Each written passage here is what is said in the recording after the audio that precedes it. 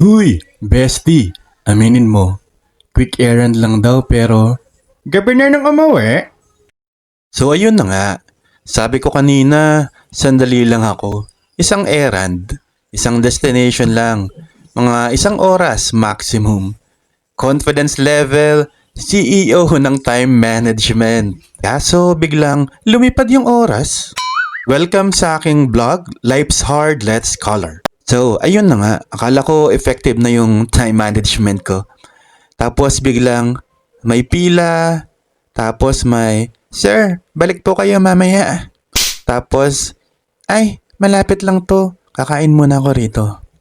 So, one errand naging grocery, ATM, load, kain, pasyal, random lakad na hindi ko alam bakit ko pinasok. Yung tsinelas ko pang 5 minutes, yung lakad ko pang 8 hours with overtime. Sa pag-uwi ko, hindi ako productive. At least, na-experience kong mag-mall.